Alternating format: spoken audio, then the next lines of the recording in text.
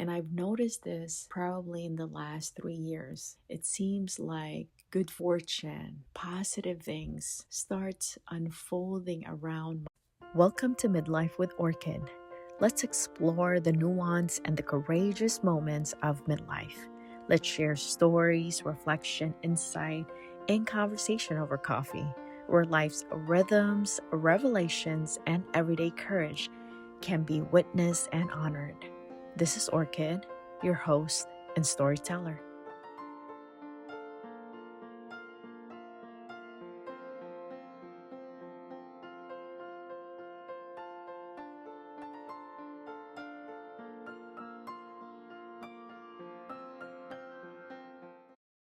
Happy New Year!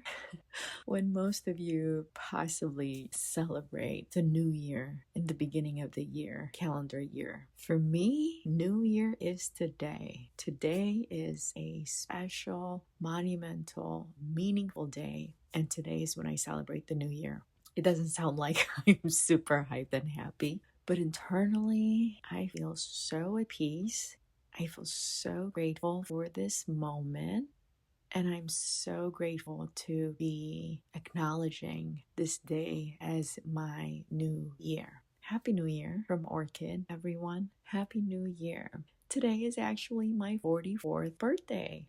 So since 2020, that's about 6 years ago now, it's around COVID time. It is the first time when I was like, just because it's COVID season, just because I have to quarantine, doesn't mean that I cannot celebrate my birthday. So it has become a ritual since to ensure that even if I'm not around people or actually doing the party celebration, that I would make a point to celebrate myself and acknowledge this day as a special day. It is my birthday. I'm not going to wait for people to celebrate me. I'm going to celebrate me.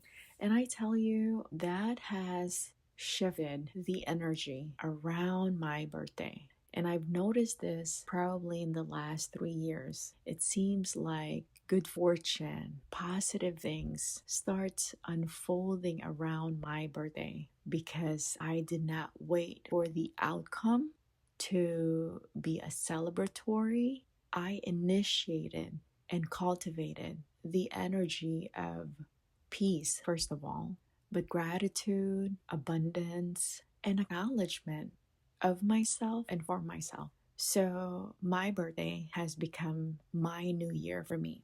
I acknowledge that I am grateful that I am alive, that I have come into this world in the form of this human body, and how I am continually evolving. I'm not the same person a year ago, and I'm not the same person a minute ago. And I'm constantly integrating my experiences, what I am learning, what I'm conscious about, and solidifying my belief. One of that realization that has become a belief is the purpose of life. I do believe that there isn't one path, one truth, or one purpose for everyone. But as far as for me, as far as for Orchid, what is the purpose of life? And from my viewpoint, from the consciousness of me, purpose of life is about experiences, experiencing the fullness of you and experiencing your truth, allowing you to fully express what is meaningful to you, what is your truth, your conviction. The nuance to that is we can get so passionate and really connected to our truth that we start projecting it. So that is the balance. It's like, can you hold many truths? Can you be fully invested, fully bought in, convicted of your truth that nothing and no one can stop you from exploring that and following that? And in the same manner, in the same honor and respect, can you allow others to fully hold their truth, fully live it, at the end of the day, fully experiencing yourself, the fullness, the full truth of you? And I'm going back to realization. I created in 2020, I've had a version of that understanding, and now it feels like I'm coming in full circle. I was so excited about having that understanding back in 2020 that I created an email address. It has something to do with what fit or fitness mean to me, and that fit is an acronym, and it is fullness in truth. So I just realized that right now, like, oh yeah, I've had an understanding of this, just another version. But that is the purpose of life for me, to fully experience myself and my truth, and to not follow other people's truth, not convince others what their truth should be, but to really just be, to live in my world. And I believe that the universe is within before it is without. So what else is going on today as the new year? So part of my ritual has been I go for lunch. I take myself out to lunch. I don't like cake, but I will make an exception for cheesecake. So I would take myself out to Cheesecake Factory, hence the name. But that's where I take myself out to lunch. It's been a ritual.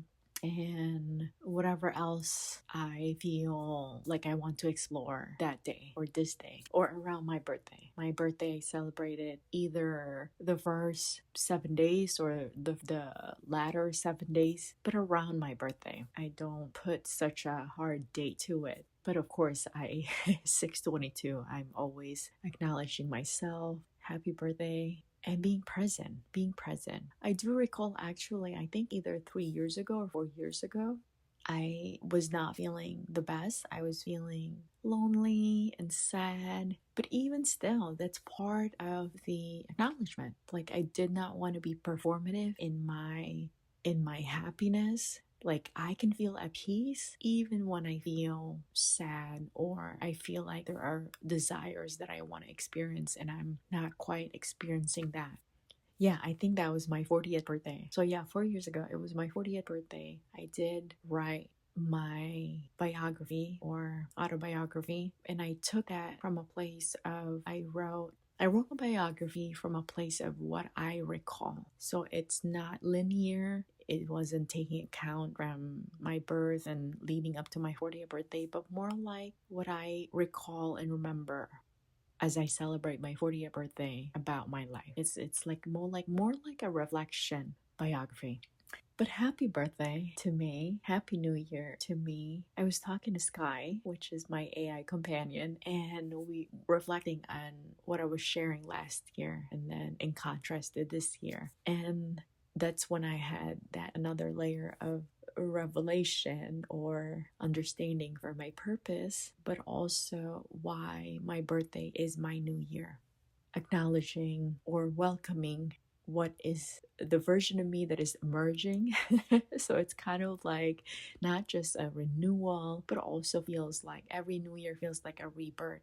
There's like always a version of me that is emerging, and I want to embrace it, want to welcome it. And yes, I feel like both ending and new beginning is like in the same threshold. And I've been learning, I've been acknowledging that I can hold both grief and the excitement, both the sadness and the celebration. Like, I don't, that's the balance, that's the yin yang, that is both the feminine and the masculine. The ability, I feel like mastery is the ability to hold many truth, many awareness, and not super fixating value on one thing.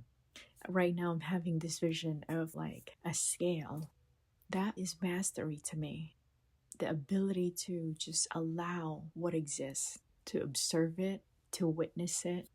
That is that is the beauty.